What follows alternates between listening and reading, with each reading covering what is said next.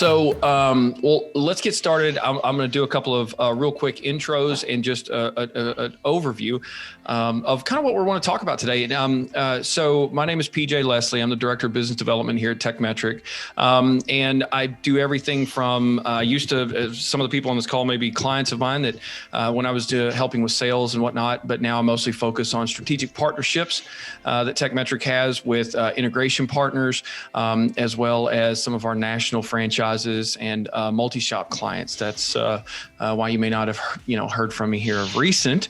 But yeah, mostly focus on integration partners a lot here these days because there's a lot of good products out there on the market. And we've got Mike Carrillo here joining us from Auto Shop Follow-Up. And I had not heard of their company. I had not met Mike before. We ended up chatting because they wanted to become an integration partner.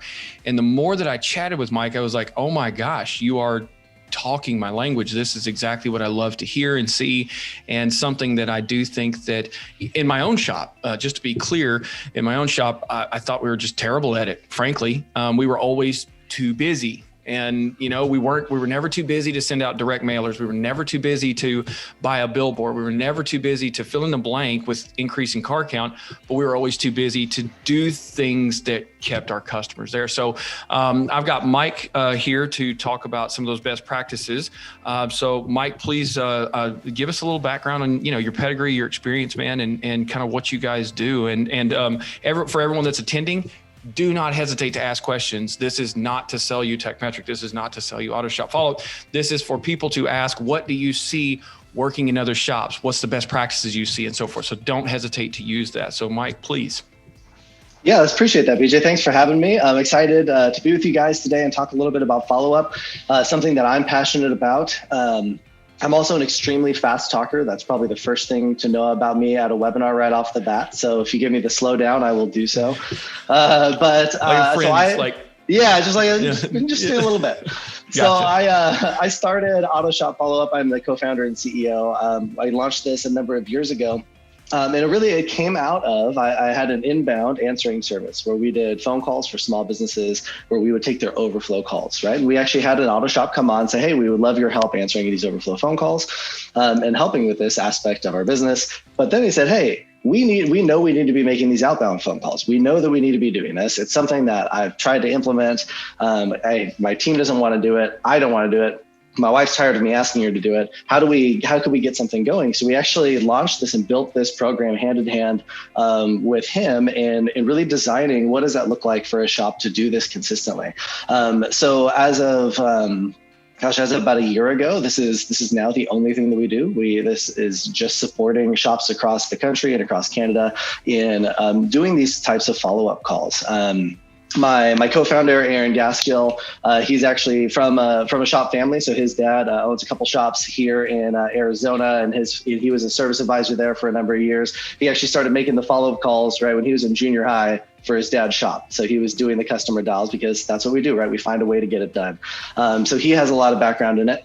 And we just spent these years kind of getting to know the industry of, hey, what works, what makes a difference, and also what does it look like for a shop to be a little bit different outside of the traditional, digital tools and things that are at our disposal that are good, but I would argue incomplete in their follow-up process. Nice. I do have to agree with that entirely. Matt, I hope I don't mispronounce his last name. It looks like Pascal. Matt Pascal asked a question here, and this is actually something that is very interesting. And I talk about this. So Matt came from a bicycle shop doing 1.3 million a year, which well done, sir. To me. Yeah. That is amazing. That's a lot of bikes. So whatever you're doing, please bring that in the automotive space. Yeah. So he brings up a good point, and this is something that I talk about on the Tekmetric side when I talk with customers, because I ride mountain bikes, total novice. I'm terrible at it. I'll say that, and I haven't hit a tree, knock on wood, yet. But I enjoy spending money on my bike. I literally I'm excited to go buy new pedals or a new seat or a new derailleur, or just toys. Like it's upgrades to me. It's a want, to Matt's point. Matt's saying this is a want-based industry, right? And he wants to keep this high, right? That emotional high. And people do buy based on emotion. And so when people find out they need brakes or need to rebuild a transmission, nobody's like, oh yes, $3,600 to make my car do what it did yesterday. Right. Just now do that again today. And it's not, it's a need-based industry. And so I haven't thought about it in those two terms necessarily as to what Matt brought up here, but with Tekmetric, I do talk about this, like, I'm like, hey, you have to present this in an attractive way so that customers do understand that it is something they truly do need. You're not trying to take advantage of them. And let's go ahead and have that presented to them, usually a digital vehicle inspection, pictures, maybe a video while you're talking them through, like, you see this rattle right here. This is why you need this. So on the sales side of it, to get them to say, yes, this is something that I do like to talk about, and I do webinars based around that. But Matt's point here, and Mike, I want you to definitely tell me this, because I don't remember who it was. One person above mentioned following up every 3 days. Matt here is saying that they used to follow up every 24 hours. Let's start it with that. What do you see working in the industry? Yeah. What's the magic number? What's the magic number of days? From our perspective, and now doing these dials for a number of years, there was a big push, at least in the beginning for myself, of trying to stick with this idea of the 3-day callback, because that, if you've been in this industry for any amount of time, the 3-day callbacks. It's even become a name, right? That's what they're known as. What we find is, as long as those are within a week of when when they've had that experience, it's good. And in fact, I would say it's actually probably better not to call immediately the next day in our scenario. And to your point, PJ, we're dealing with typically repairs, not sales, right? And we're typically dealing with something that was broken that is now fixed. And when that's the case, sometimes you want to give the customer an opportunity to take the car out, to drive it around. That way, if they do have an issue, we're capturing them and talking to them once they've experienced what that is, versus have the follow-up phone call where it's like, oh man, I don't know, it's still in the driveway, right? So giving them time to experience that. However, still capturing them on the phone early enough that they still have a strong recollection of their experience, because that's what we don't want to lose. And knowing that with these calls, it's to your point, Vijay, it's all about the relationship, right? And that's what we're trying to build, is that trust, because especially with cars these days, right? I am not a car guy. My co-founder is a car guy. His dad is. I am not, right? I can build you pretty much anything inside a house, but when it comes to mechanical, I'm admittedly pretty useless. But when it comes to this, I now have to go and really trust my shop to tell me the truth, right? It's a black box for me, because I don't really know. I have to take your word for it. And that's where the power of digital vehicle inspections and things like that comes in, because you're able to present some of those things in a way that people like myself are able to process and understand. But ultimately, people do business with those they know, like, and trust, right? And that's what we're trying to develop with that call. So it's making sure that we're building that relationship, so that way next time something comes up, if they get that oil change coupon in the mail from the new shop that moved in down the street, they're just going to toss that aside, because they already know where they're going to go. Well, you just hit another good point. In my opinion, you are the majority, right? You are the rule, not the exception. People really don't know about cars very much anymore. They just don't. That's correct. They don't. They have no idea. So, I do talk a lot about building trust and transparency with the clients, right? With the vehicle owners, how can we do that? And there's just countless ways that you can do that. Like you said, building whatever, let's say it's a digital vehicle inspection that you sent to them with videos, and it's the service advisor and the technician under your car explaining it. Okay, they figured out you're not that old shop that your dad or your granddad used to tell you about, like, oh, you need to be careful with those guys. They're always going to tell you need this and you don't really need that. No, your wheel's like really going to fall off if you don't fix this. Like that. And here's why. Supposed to happen. Yeah, exactly. Yeah. Mm-hmm. So that right there is one way that we're building trust, but then you're also building trust on the side of, we actually care. Did we do it right? Now, I think that there can be some coaching. I don't know if you have much experience in this, or if you have a direction that you could see this going, but I think there's some coaching that can be done at the service desk with the service advisor, like at the moment in time that customer takes the keys, making sure that they understand, like, we're going to follow up with you just to make sure that everything's going okay. But if there is a hint of anything that is not 1,000% correct, please let us know beforehand. We're here to help. What do you see? Like, is there a script at the pickup that helps set that customer's expectations to know that you're available? We're not going to point fingers at you. And, oh, by the way, we're also going to follow up. Yeah, and I think you hit it on the head, right? I think it's setting that expectation that you should be expecting that somebody is going to be calling and following up. And the reason we're going to be calling and following up is to make sure everything's okay, because you're doing a couple things there. Number one, every business, my business, Tekmetric, all of your shops, right? We all make mistakes sometimes. And it's not a matter of people are looking for the shop that never makes a mistake or never has a misunderstanding or never has something break again. Right, they're looking for a shop that's going to take care of it when it does go wrong, right? So it's a matter of, I think, setting that expectation when they're at the counter. Hey, we're going to be calling you and following up just to make sure everything's okay, right? Everything looks great, right? You had the digital inspection, you've kind of been down that whole path. Now, right, you can set that expectation. You should be receiving a phone call, right? You're going to be receiving a phone call the next week, calling to make sure that everything's okay and that everything's going all right. And I think setting that up from the beginning, I quoted this pastor before, right? I think follow-up and relationship development, he always used to say the sermon starts in the parking lot, right? And that's what you got to remember is from the time your customer gets in your parking lot to the way they interact with your service advisors to the time when they're leaving, right? All of that is relationship development, and that's key opportunity time. Yeah. So Matt here has brought up a very good point. Follow-ups are an entirely different style than front-end sales, and I couldn't agree with that more. What all do you normally follow up on? I mean, when you do a follow-up, obviously you're following up on the repair, right? Did we get your car right? Was your experience good, et cetera? I would love. I'll let you run away with this when talking about that process. I mean, how do you document it if it didn't go well? What's your process if it didn't go well, and so forth?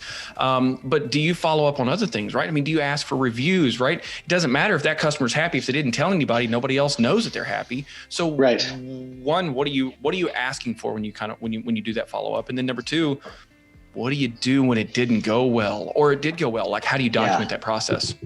Yeah, well, I think that's, and truthfully, I think you're touching on one of the main misses of shops that are doing follow-ups in-house and are getting that done consistently. I think this is one of the main gaps that I see is we're making the calls and we're making the connection. We know that it got done, but we're not collecting the data and then implementing data. Right, and that's a huge miss. Not because it's messing something up, because there's a lot of opportunity in that. Right. So how do we then take down that data as we're making these phone calls, we're getting this information? How do we log that down? Right. And getting that down, and how do we get that back into your CRM? How do we get that back into Tekmetric? So when that customer comes in the door next time, you're able to say, hey, how did this go? Right. To be able to follow up on that. But I'm a firm believer that every single customer who comes in should get a follow-up call the following week. Now, there are different times to follow up, to your point, PJ, with your customers, depending on what the situation is. But it's about having that plan. So when you're calling, it should be more than just, hey, are you okay? Great, we're here, thanks, boop, and get it off the phone, right? It should be, hey, tell us about your experience when you're in the shop. Right. And getting that customer talking about what's important to them and making sure that we're getting to what was critical in their experience. I think our default as business owners is to lean towards surveys. And surveys are not inherently bad, but surveys don't build relationship. And they also don't get to what's important to the customer, right? The surveys can be great for getting data and, hey, what's important to us as a business owner? What do we want to know about what's going on? But we really want to get into what's important to that client. So that's becomes just conversation, right? Getting them to open up.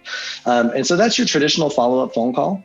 I think in there is an opportunity to ask for reviews, like you're talking about, PJ. I think that can be an opportunity to do that. I think you have to be really careful about how you do it. It's very easy for that call that was, hey, we were calling to follow up and make sure that you had a really killer experience, for that to fall into, oh, they were just calling because they wanted to make sure that I left them a review, right? And we don't want that, because relationships should always be the key component. That said, it's also a missed opportunity if somebody just told you on the phone, man, I love you guys. I've never had anybody do this. I'm definitely coming back to you again. And there are subtle ways, and sometimes it's helpful to script out the way you ask. The way that our team does it often is just saying, hey, we primarily grow our shop through referrals from customers like you. If I sent you a link to our Google page, do you think you'd be willing to share online what you just shared with me? It would make a huge difference for us, right? So that's a very easy way to ask. That's not kind of in your face. And a lot of you guys, if you already have those text messages going out, prompting for a review, you can direct them back to that. Can be very, very effective. Nice. So outside of hiring your company, what would you recommend, right? I mean, if somebody wants to hire you, great. Let's do that. If they didn't, like I've said here, Matt uses, I believe, Pipedrive. Not every shop is going to use a CRM to document these things, set those tasks. And I live and die daily by the tasks that I have in my CRM, right? I just can't remember all these customers to follow up with. So what would you recommend, or what do you see other shops having experience with? A simplistic way that they can maybe standardize that process and following up and documenting.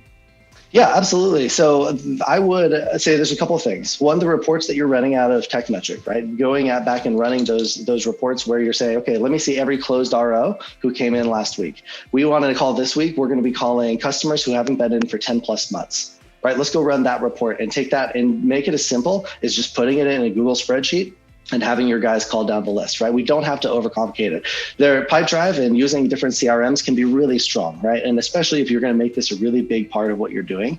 But a good place to start is simply just getting that data, put it in a spreadsheet, and then start just documenting that feedback that you're getting. And then you can feed that back into your Tekmetric, right? You can put that in a CRM ideally if you have that. But I think that you can start a lot simpler than that, just with all the good data you can get out of your CRM. Yeah. So, I mean, that's essentially at $0 cost, put something on your Google Calendar every Monday morning. If I'm the shop owner, I have a reminder at 10 a.m. That way the craziness of the Monday morning drop-offs is all gone, and the cars are hopefully in the shop. And every Monday morning at 10 a.m., I'm going to run the decline jobs report. I don't know what all the reports are called in all other shop softwares, but in Tekmetric, it's called the decline jobs report. So every Monday at 10 a.m., let's pick up the phone and call each one of those customers to follow up with them. They didn't fix their car today. It didn't magically fix itself. So let's find out why they didn't say yes, because not everybody says yes. Number two, running, let's say, the customer report or the sales detail report, one of those to where we can actually it would be the customer report, our customer list, and see all the ROs that we did last week, and do that on a Tuesday where we pick up the phone and call each one of those. So setting simple reminders to create that process that repeats on a bare minimum, it sounds like a weekly basis, is the direction you'd go. Yeah, and I would say too, that depending on your type of call, not all of them need weekly attention, depending on how you want to break it up just to conserve time. I know that in all of our businesses, context switching is hard, right? When you're going from being under a car to you're going to a coaching conversation with a team member, and then all of a sudden you're at the desk with a customer and now you're on the phone. So what I would suggest is batching the calls. So you're sitting down and carving out a little bit of time to say, okay, I'm just going to do this. And things like decline service work. You're going to have probably about 20% decline service work calls that are going to be really effective, as in safety issues and things of that nature, compared to your car count. So those are the types of calls. You can do those really once a month. You can do those once every 3 weeks, because the other piece too, especially with decline service, you want to make sure that you give a little bit of a break in between from when they were in. You don't want to ask them about that decline service on the follow-up call the next week, right? Then all of a sudden, again, we're going from relationship building to, they're just calling to sell me something. Now, calling and following up a few weeks later after there's another paycheck in the bank, because maybe it was a financial issue, and just saying, hey, we saw this safety concern. We know that this was an issue and that it's important to get it squared away. We just want to make sure, were you able to get that taken care of, or would you like us to get you on the calendar to get you squared away, right? That's a very non-abrasive way to call and make a very gentle ask to say, hey, this is important. And part of, we feel like our responsibility is to make sure we're letting you know those critical issues to get taken care of on your car. So totally understand if you can't right now, but it is absolutely critical that we get this done to keep you and your family safe, right? You can make that conversation real gentle, I think. Nice. This is another very good question. And so from Matt Pascal here. So I'll paraphrase here. The question he's asking, and this is actually a hot topic with Tekmetric now, because we just released Tech Message, and it's a true two-way text messaging platform from your shop phone number. Okay. So you don't have to give that up. So there's my shameless plug. But I will say that this is actually coming up a lot, and we're finding that people are using Tech Message for a lot of other things, even ordering. I think it was like Uber Eats or somehow the other day. So that was interesting.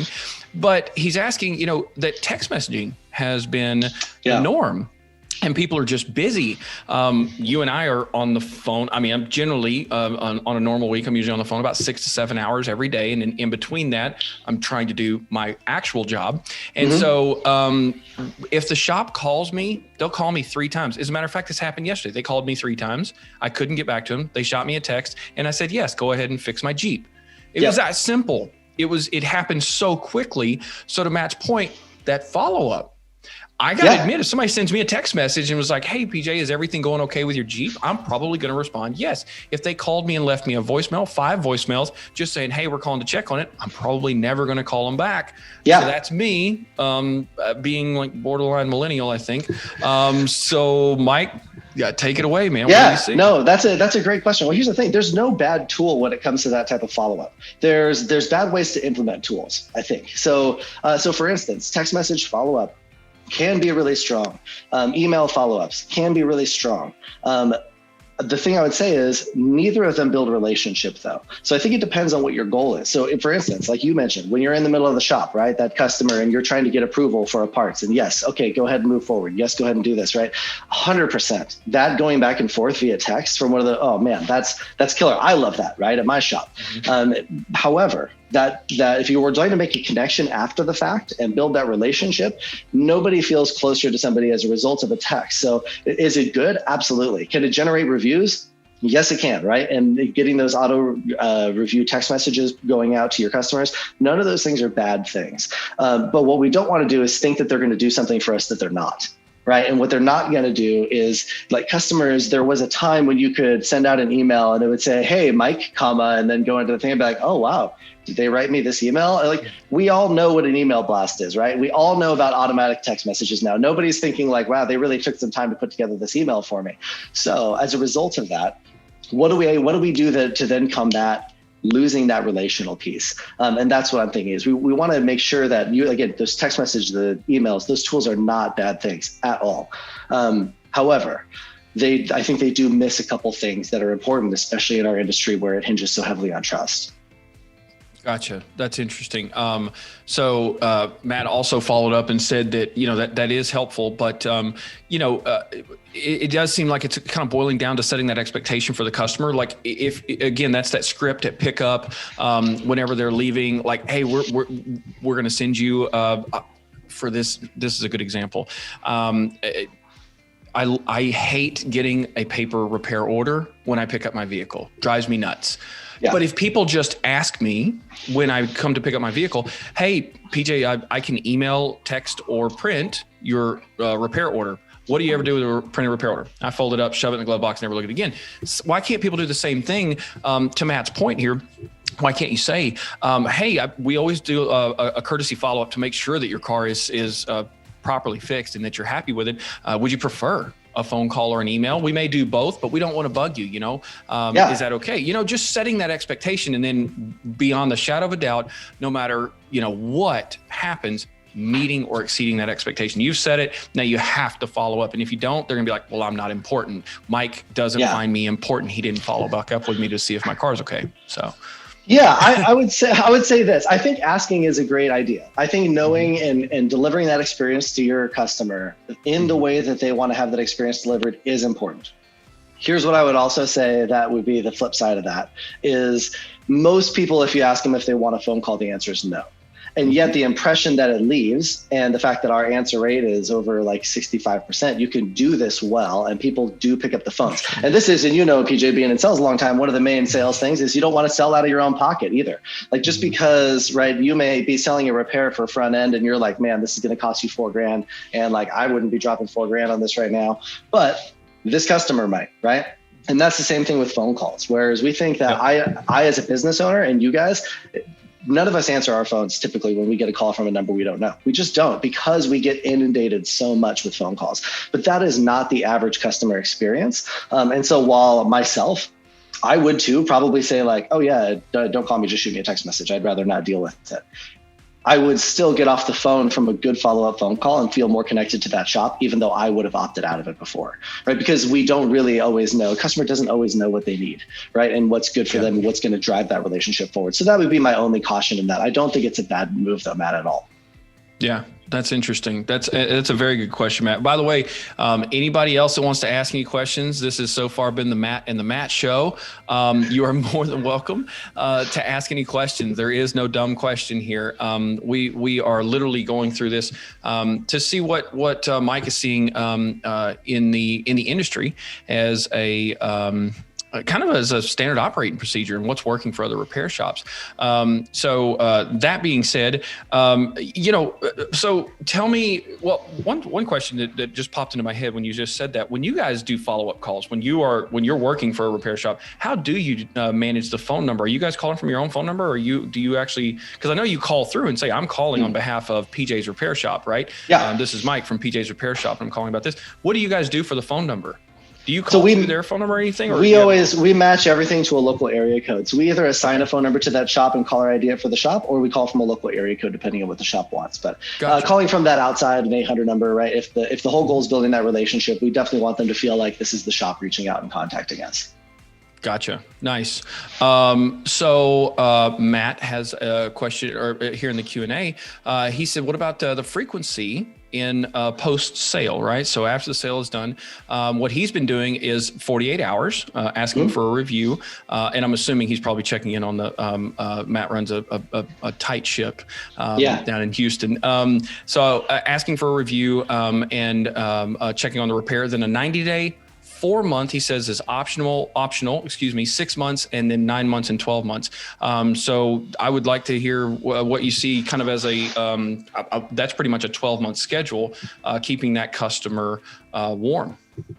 Yeah, I think that makes a ton of sense, especially if you can bake that into your process where you have that time to make those follow-ups. I think keeping that relationship going is important. I think it's scheduling out for your shop what makes the most sense. So for instance, you could say, okay, the week after they've been in, we're going to send them a thank you card, right? And then you can say 3 days after there, we're going to send a thank you card. And then 3 days after that, we're going to follow up with a phone call, right, to that thank you card. Okay, and then we know that they're probably going to have a declined service. That could result in a phone call in about 3 to 4 weeks from right now, right? So then that's your next touch point. And so it's establishing out what that cadence is, like you're talking about. And I think that that's a great way to do it. And I really love the idea of those 4 months. Now, we're in a goofy time right now, right? Because COVID is kicking out oil changes to be way longer than they would have been, or take longer for them to come back than they would have otherwise. People are putting less miles on their cars. So it's a little bit different right now. But I think that where we have seen a ton of success is in that lost customer callback, right? So that's the customer who hasn't been in 10, 12 plus months, where they had been to you once before, maybe they've been in twice before, and for some reason they've disappeared. And it seems, I'll say most service advisors I know aren't a huge fan of making these calls because it feels like a little like, oh, okay, well, you haven't been in. Hey, where have you been? However, they're extremely effective. We book appointments left and right on these type of phone calls. So if you're looking for something, especially when your service advisors, where it's a little bit slow, those lost customer calls can be money. When you get them on the phone, and here's what I would encourage you to do. Number one, just call and say, hey, listen, this is Mike over at Mike's Auto Repair. It'd been a while since we had seen you in the shop. We just wanted to call and follow up, say, have you had your needs taken care of somewhere else? Or is there something we can be helping you with, right? And just getting them in that, right? Getting them in just in that, talking about, hey, where did it go? Because oftentimes you're gonna learn a number of different things. They're either going to say, hey, you know what? No, I actually started working from home. We're barely driving anymore and we'll be back. Hey, awesome. We appreciate it. That's still a win. They might say, oh, you know what? My buddy gave me a coupon for his dad's shop down the street and I went over there and did that. Right. And that's where it can be really helpful to have in your back pocket. And I see Matt's a big believer in no discount, and I'm not anti no discount at all. I think I could argue both sides of that, but I love not devaluing your brand. I'm a big brand guy, so I really do support that. But having something where, like to Matt's point here in the question is, you can have discounts. We know one likes to discount, but we all have packages, right? Where we tie a few different things together and we kind of give it a little bit. So I think that could be a great way to go, but having some sort of an incentive to give them for coming back in. We have one of our shops that'll say, if you haven't been in to see us in 10 plus months and they're calling, they have us give away $50. If you come back in, we give you $50 off for your next visit. Well, they know that if they can recover that customer because they already have that money spent to get them in the door the first time, right? If they know that if they spend that couple dollars to get that phone call, to get them turned back in, to come in for that average RO, they're going to win there, right? And we book an incredible amount of appointments off of those. So I would highly suggest, if you're not calling those lost customers, those people who haven't been in, 100% get on that. Well, there's so many of them that I think could be, like, to your point, seem like a lost customer, and they're really not. I sold one of my cars yesterday. I reset the trip meter when I bought the vehicle in June of last year. I've driven it 1,239 miles in 9 months, which is insane. That just doesn't even make any sense. But our world has entirely shifted.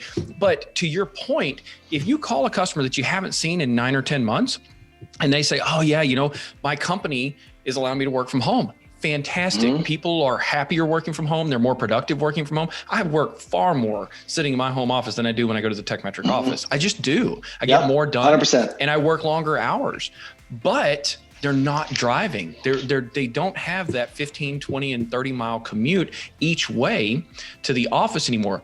But people, remember, don't know about cars. They don't realize that regardless if you've driven your car, it's not about that 5,000 miles. It's been 6 months. When you open that bottle of oil, it starts running through there. It's breaking down. It is losing the ability to do its job, which is lubricate that engine.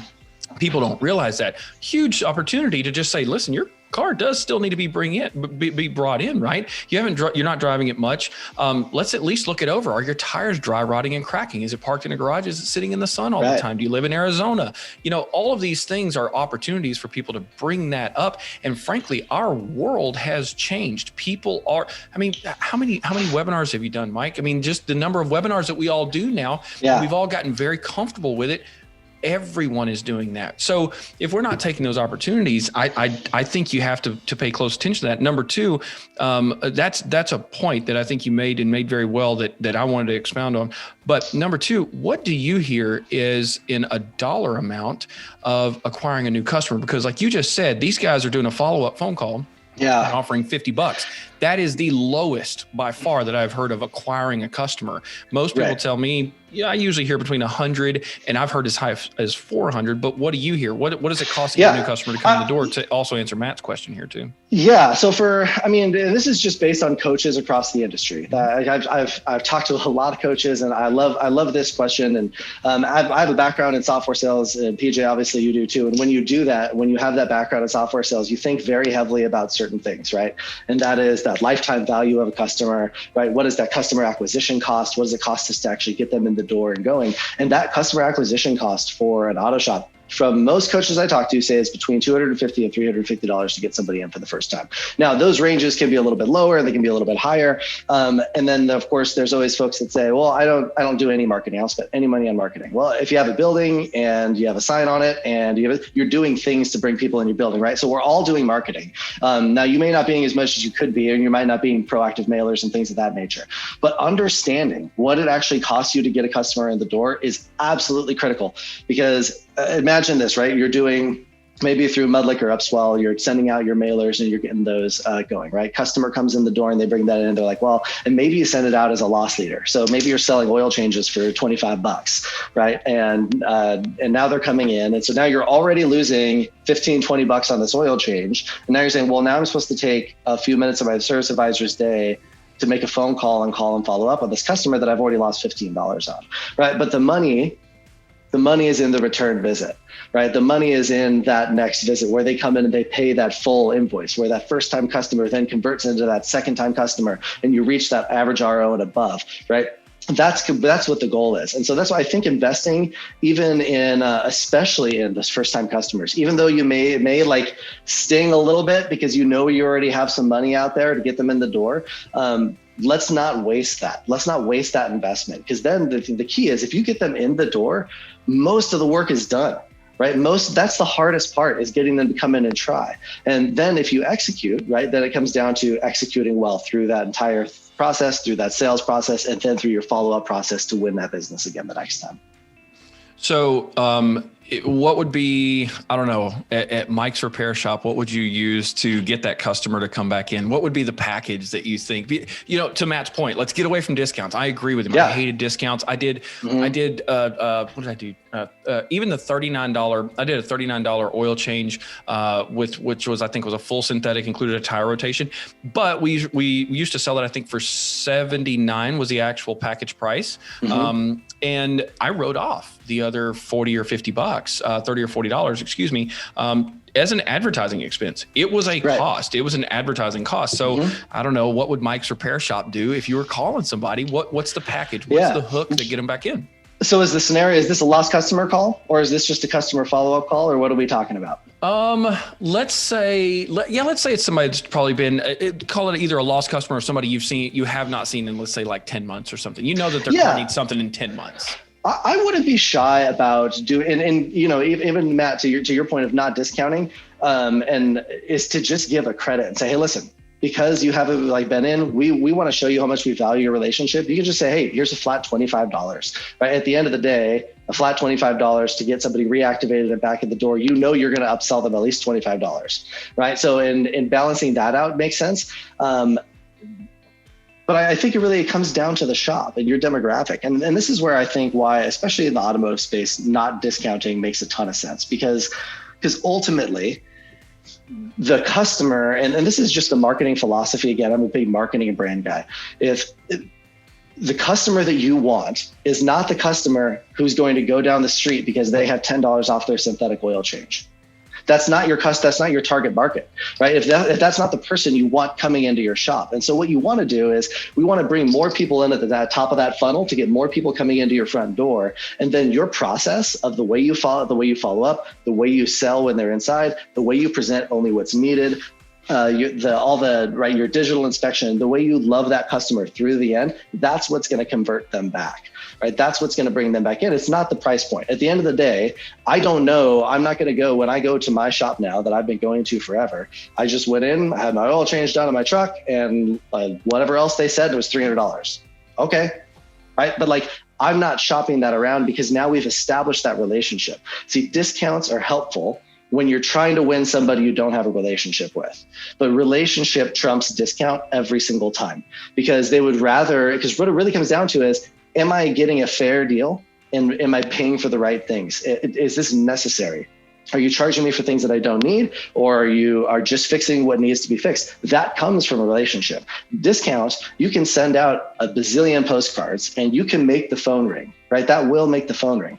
But the only way to make money on that is how you convert them once they're back at the door.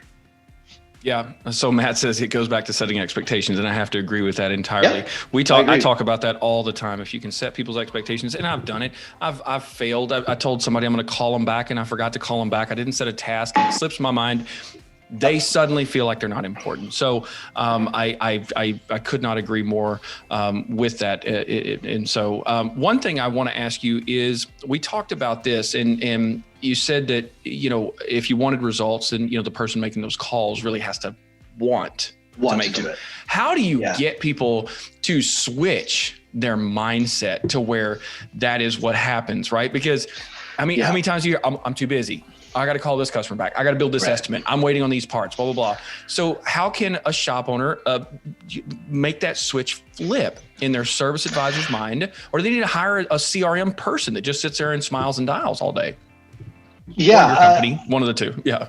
Yeah. Well, first, I just saw Matt's. I love firing customers. It's one of my favorite things to do. So we'll come back to that, Matt. Good question.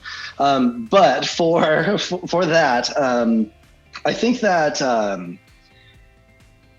let's see, now I'm blanking on where I was going with that, because I saw Matt's question. No, flipping the switch to getting their employees getting them excited to make those follow-up calls. Listen, so nobody really wants to make follow-up calls.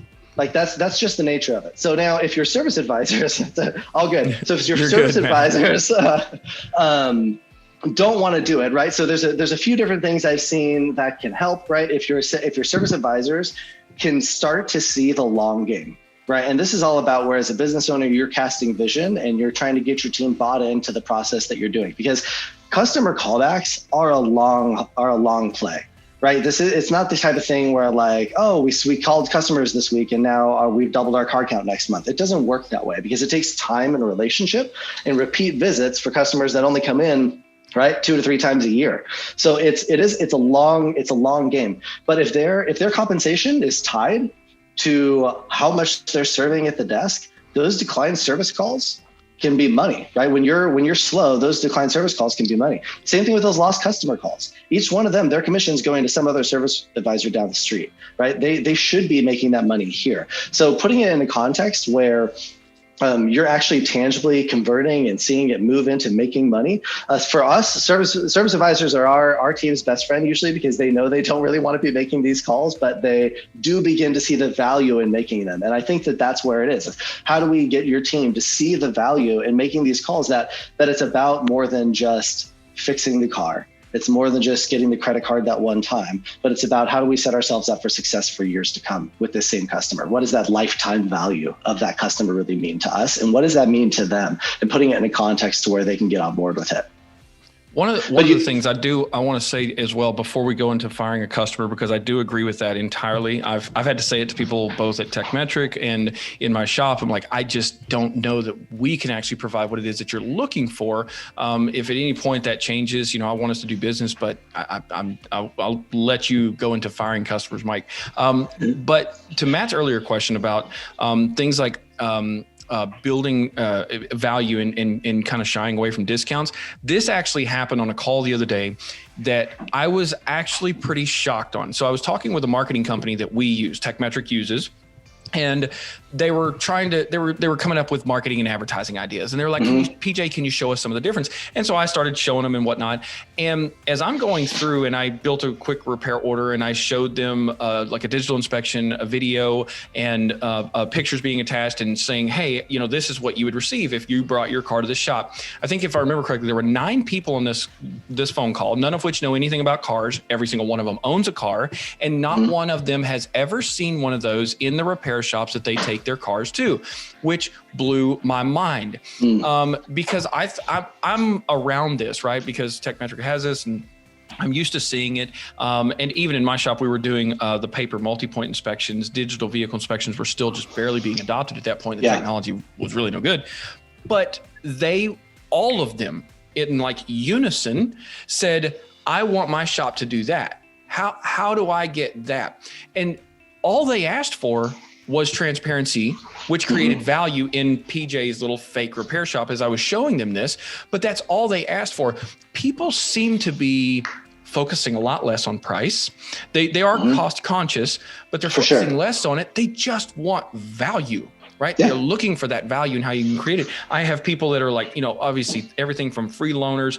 The waiting rooms, I don't really see people investing as much in that. You want it something nice and clean, but very few. Well, and you don't usually want people waiting, right? No. That's a lot of shops I see. It's like, our waiting room, it's a little drab, but we don't really want you hanging out. So yeah, nobody's doing that anymore. So like, I think if I can answer to touch as well on Matt's earlier question about, getting customers in the door, I don't know how you would necessarily market that you're a transparent shop, that you're there to do trustworthy business, but getting away from the old grease monkey, right? That and that's what people think. People think that this is just some mechanic that's trying to take advantage of you. That's not it. These are highly trained technicians that are working on cars that have 20, 30, 50 computers on them. So if there's a way to market yourself as a leader in trust and transparency, highly trained, good facilities, state of the art, both for your customers and for your technicians, that's where I would focus, because that's what I'm looking for as a vehicle owner.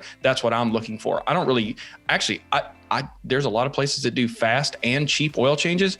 My vehicles are going absolutely nowhere near the door of those spots. It's just, I just don't want it. I want quality. So not everybody wants that, but that's my take on it. Firing customers, Mike. How do you fire a customer on a follow-up call? I don't know. Yeah. Well, we'll do it for you. No, I'm just kidding. Firing customers is absolutely key for your business. It's key for any business. And here's why, because your customers should really fit like your values as a company, right? And what's important to you. So we just did a training with a bunch of new ambassadors and dialers that are coming on. We did one of our big calls. And we're talking about hey, we build relationships, right? This is our whole goal, is to help drive these shops and watch their car count grow, and talking about like, this is why we do what we do, and indoctrinating, right, our own team on that philosophy. And one of the team members asked and said, like, well, what if they're like not a good shop, right? Like what if, should I be trying to call and build a relationship what if we just know that these guys aren't telling the truth? And I'm like, that's a fantastic question. I said, and I will never do business with a shop that's like that. I'm never going to go help a shop that is dishonest and not doing the right thing, go and further their efforts with that customer base. Just like, right, Matt, if you have that customer who doesn't line up with your philosophy, right, and just how you do business and how they treat your team members, any of those, then 100% you should remove that customer, because no one customer is worth changing and putting that stress on your shop and your team that all of those people are going to feel as a result of the fact that you're continuing to do business with that individual, right? Or that fleet account or whatever that looks like. But I truly believe that there are key times and places to fire customers. I also am a very firm believer that your upset customers are oftentimes the ones that turn around and end up being your best customers for life if you capitalize on those situations correctly. Right. So just because somebody's upset and just because somebody's mad, that doesn't make them right. It's not a fireable offense. That's usually something that comes from a time of, hey, listen, we've tried to work this out, and there are nice ways to fire people, right? Hey, listen, we've tried to bring you the level of service that I know that you're looking for. I don't think that our shop's able to provide that for you, but here's a shop owner that I don't love. You can go see him down the street, right? And then you send him down that way. So that's what I would recommend for that. I definitely think that that firing customers, there's a time and place for sure. But you just want to do it yourself. Don't let your team decide when that happens. Yeah, exactly. That's what I was going to say for sure. I handled those all myself, and 100%. Sometimes they went sideways really fast, and sometimes most of the time they went really well, and it was just like, okay, that's fine. We don't need to do business. Another question popped up here, and a point and 2 points that I have to agree with, and I think it's actually something that Auto Shop Follow Up actually does. And I'll let you talk about this, but one, Matt said salespeople love to see a declined dollar value, and if I'm understanding what his point is, I have to admit, I have been in sales for 20 years myself, and it's all kind of a game, right? A reputable. It's a numbers game. It is. But it's a game. For me, if if a customer purchases from me, I've done my job. I've created that value. I have. You've educated well enough, right? Exactly, right?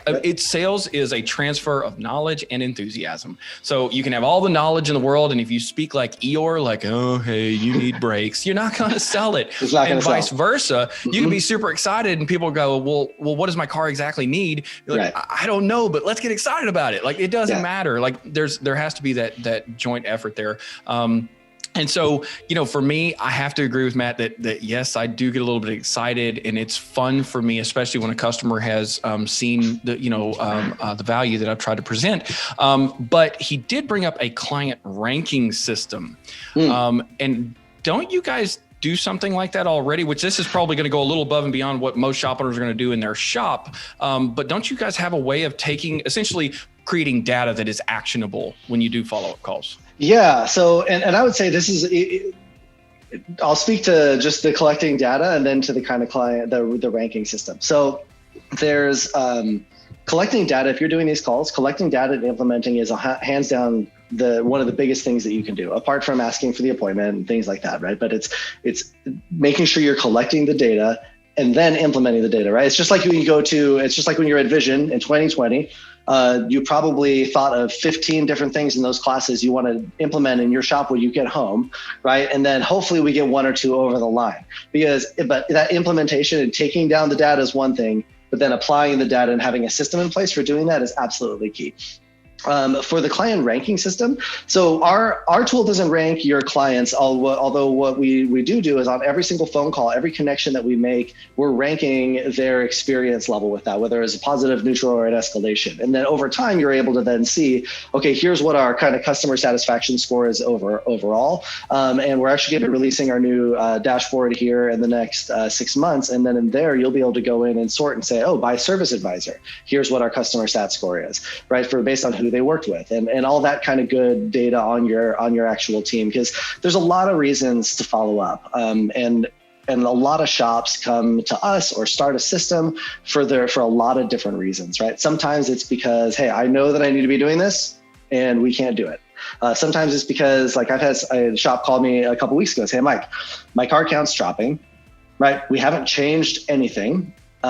What's going on, right? We want to just start following up and just start seeing what kind of consistent feedback and data, because you'll notice it. I mean, if you're collecting this data and recording it consistently over time, you'll see, oh man, you know what? Like, this service advisor talks a really great game and does a really great job when I'm standing at the counter, but like, we keep getting this feedback again and again, right? We keep seeing these same things come up, and you're going to uncover issues that you wouldn't have had that visibility otherwise, which is another point of, like, if you are doing it in-house, oftentimes it's strong just to bring in somebody who doesn't have a personal connection to the feedback.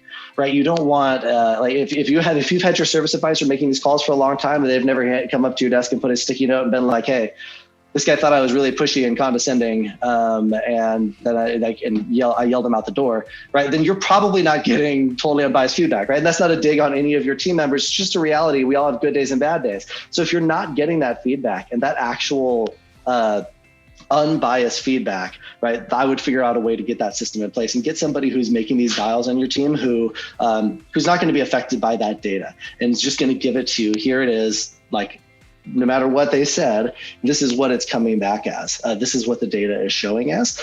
Because that, even those negative experiences, right, when you do these calls, I've heard everything, right, from, like the classic, say, I Googled a part on Amazon, why is it half off? And we could, then you could speak to your certifications, you can speak to your warranties and all that kind of good stuff. You're going to hear the people who said, hey, it looks like the coffee's been sitting in the coffee pot for 2 weeks, right? But you guys did a great job otherwise. All of that is good data, right? But like, if you don't record and have a process for implementation, then it's wasted. That's funny. So we have Christoph, who has asked a question. So it is no longer the Matt and Matt show. Thank you, Christoph. I will give you guys one very specific example, but then I want to hear from Mike as well. So he's asking, how do you justify firing a customer and not count that towards lost business? If I'm understanding his question correctly, here's a perfect example where I did not think that this was lost business, and I told this guy to never bring his truck back in my shop again. So I ran a dealership. It was a Ford dealership. This gentleman bought a truck from us. And I don't know, it's 10,000 miles later. He brings the truck in and wants to know if I will make a warranty claim for his pickup truck. And here was the scenario. The truck came in, it had a dented wheel, a blown out tire with, like at least a softball sized hole in it. And then the fender was dented under it, right behind that wheel and tire. And he told me that this should be covered under warranty. His tire just blew out. Logically, and, of course. Right. His tire just blew out randomly and caved in the wheels. I mean, it is round with a point inward like this. It's like, at this point, I just told the guy, I said, listen, I said, I'll submit the warranty claim to you, to Ford, if you would like me to, but it's extremely obvious that something was hit in the road. You may not have seen it. You may not have even felt it, but it most certainly was hit, and it even dented and damaged the truck further back than even what the tire could have reached. And it couldn't have been more clear. There was nothing that I could say to that gentleman that made him happy, that made him understand that this is, I'll submit the warranty claim. And he said, well, the dealership, my shop should have eaten that cost, even if Ford didn't cover it. And at that point, that's not lost business to me. That's just a customer that we were never going to make happy. And probably once I fixed his wheel and tire, he would have said, well, my left brake light doesn't work, and now my AC is messed up too. And I was nowhere near either one of those either. There's just an intuition where I was just like, that's not lost business to me.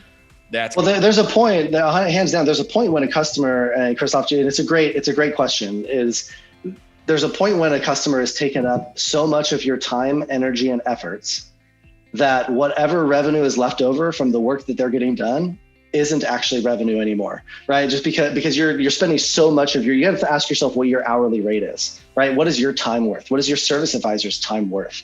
And how much time are they having to spend on update? That's typically what it comes down to. Sometimes it's an unhappy customer. Sometimes it's somebody who's just difficult to deal with, but typically it comes down to time. Is how much time are you spending dealing with this one customer? And I'll tell you what, 9 times out of 10, it's the guy who declines every single thing except for the oil change, right? And that's what it is. And they're going to go out the door anyway. So you're typically not seeing a lot of profit on those customers anyway. So that's probably an unfair generalization at the end, but it is what I've seen. Nice. Matt brings up a good point, which we've got 5 minutes left. If anybody has any questions, please do not hesitate to type one of those in. We're happy to help out. Also, this is being recorded. If you want to share this with any of your team members, you guys will all receive an email with a link to the recorded webinar here. So this is interesting, and this is kind of goes back to the point where we're talking about people just driving less and whatnot. Service intervals, I think, is a great way for shops to set that consistency, right? Where people aren't going, well, I haven't driven far enough, or I didn't know that my car doesn't need this, right? Well, Chevrolet recommends this, Mercedes recommends this, right? BMW recommends this, and so setting those expectations that we're going to call you if we haven't seen you in about 6 months, then we're going to do the follow-up. Mike, I don't know if you're seeing that much in the shops that you guys help, but I think that's a phenomenal way to have that consistent revenue. Yeah, I'll tell you what, Matt, all of the call types that we do come from our shops and our customers, and we're not doing that right now, but I'll be looking into figuring that out today, because I think it's a fantastic idea. And we have a lot of shops who are now just booking the next appointment regardless, right? They book the next appointment at exit when the customer is leaving the door. And I know there's a lot of feelings both ways about that type of a system, but especially setting the expectation that, like, hey, this is when your car needs to be seen again, right? And I think that's a fantastic idea, setting that expectation up front, or even you could set that even on the follow-up phone call. Hey, just to let you know that, like, your vehicle should be seen about this much time. And if we haven't seen you in X, we'll go ahead and give you a call just so you don't forget. We know life gets busy, right? And then you make that appointment, set that task out for 6 months, and give them a phone call when it comes up. I think it's fantastic. Call or text. Please text me. I'm telling you, if you're like, hey, PJ, you haven't brought your Toyota in 6 months. Do you want to set an appointment? I'm just going to say yes. What day and times do you have available? Absolutely. Yes, well, and honestly, that's a strong point too, because the one way you can lower some of the costs of doing that, Matt, is in terms of the time in the phone, is to send out that text first, right? Have that text go out, and then if nobody responds in X amount of time, then you follow up with a phone call, right? So that way, those people who are going to get taken care of and just knocked right off just by getting that text message and saying, yeah, throw me on the calendar, those are done. And then just follow up with those that you aren't able to connect with. So sometimes you can start with one and then just roll over to the other, knowing that one's a little bit more time consuming and costly. Matt, to your point, buddy, I see where you're going with this, and frankly, I like the questions that you've been asking here. So I don't think putting my hat on as if I'm a vehicle owner and dealing with a shop, I just couldn't imagine anybody thinking that feels cheap, or I think your efficiency's there. It feels. Yeah. I mean, you seem pretty focused on bringing a service-oriented atmosphere into your shop, and so if they're doing 1.3 million in bicycles, you're gonna, I don't know, the guy's about to have like a $10 million auto repair shop. So no, man, I think, frankly, I would want all of these things. I would want all of this. If I'm taking my vehicles in. So I think this is great. So that being said, if anybody has any other questions, I'll let one more pop in here. If not, I will wrap up here pretty quickly. I don't know, Mike, any parting words, any other snippets of advice, or anything that you want to impart? Yeah, I think the only thing I would leave you guys with is these calls really work. But I say work, it works in a number of different ways, but do these dials. I know it's tedious. I know it's time consuming, and I know your service advisors don't want to do it.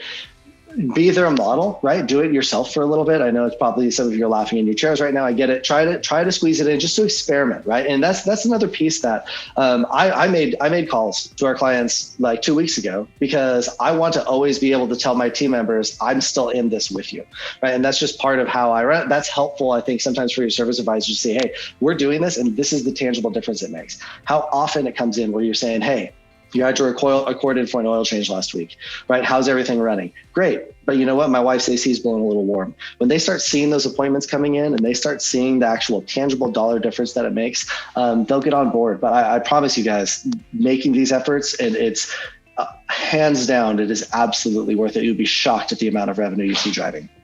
Nice. I could not agree with that more. For those of you who do use Tekmetric, you should see AutoShop Follow Up as an integration partner. You guys can turn that on if you decide to use Mike's company for this. If you want to hire your own people and manage this process, hopefully you can use this webinar as some key takeaways. As Christoph just said here, he appreciates this and has some takeaways that he's going to implement.